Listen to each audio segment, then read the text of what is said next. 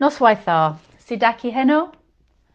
When I was elected as Member of Parliament for Arnessmorn, I made a commitment to do all I could to bring well-paid and long-term careers to the island.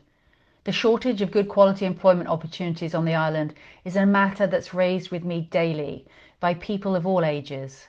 Time and again, I speak to parents on Anglesey who desperately want their children to grow up with the option of staying on the island, with sound employment prospects rather than low-paid, uncertain or seasonal jobs.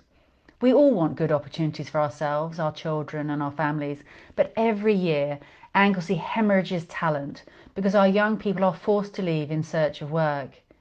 Not only does this drain local skills, it also puts our Welsh language and culture under constant threat. And I'm absolutely determined to do something about the problem over recent weeks. And I have some good news to share with you. We heard this week that HMRC has finally exchanged contracts on the site for a new customs facility at Park Cubby.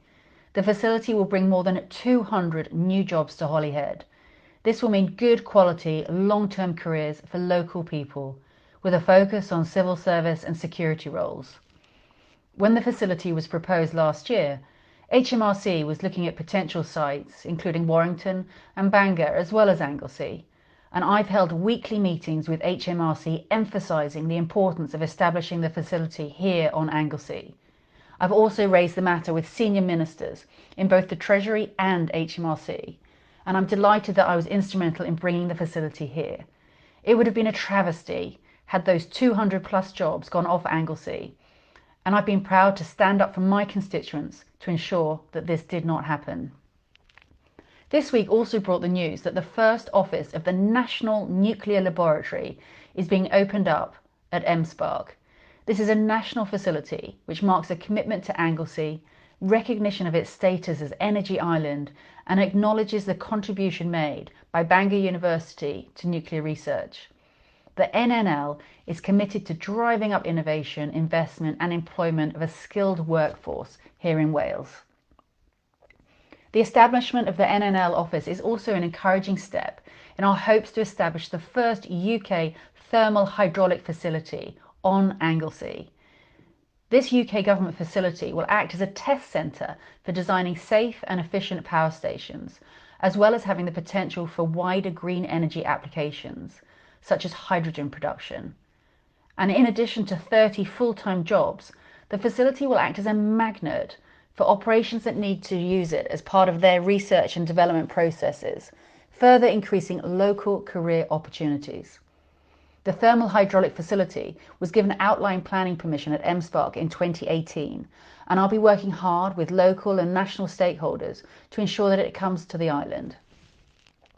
A further opportunity in the pipeline would bring 300 jobs and a skills academy to Anglesey.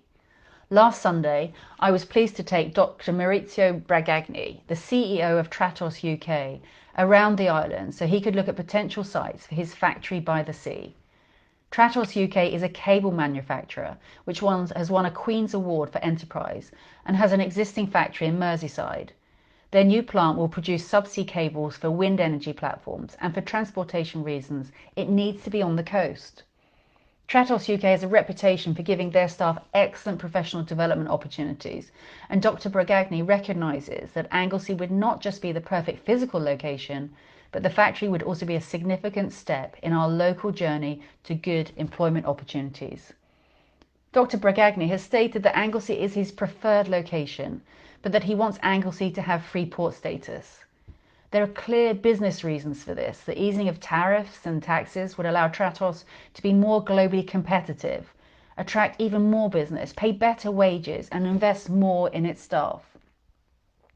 It's not only Dr. Bragagni that sees the potential benefits. Freeport status would make Anglesey attractive to many businesses. And I continue to discuss with other organisations interested in establishing large and small-scale power plants at Wilvernewydd, for whom Freeport status would significantly reduce build costs, making them more viable. These businesses offer generational careers over their active life cycle. They could employ our children and our children's children. They would also offer huge benefits to the local supply chain, bringing investment onto the island and boosting the outcomes of our people. The change to the fortunes of Anglesey would be significant. And this is why I'm so angered by the failure of the Welsh Government to open the Freeport bidding process in Wales. The longer the Senedd prevaricates, the more likely it is that Anglesey will lose out on these opportunities. The First Minister has said that he's concerned about displacement of existing businesses from other areas of Wales into Freeports. But none of the businesses I'm speaking to will be moving to operations that already exist elsewhere. They're all new and exciting opportunities, which Anglesey will lose out on if we don't start to see some progress from Cardiff. Anglesey stands alone in North Wales as a candidate for Freeport status. All the other contenders are in South Wales. After 2 decades of Labour Welsh Government underinvestment and squandered opportunity on Anglesey and across North Wales, I'm demanding that we be given Freeport status and the step change it would give to our local economy. I hope you all have a lovely weekend. Penwythnos da I chi.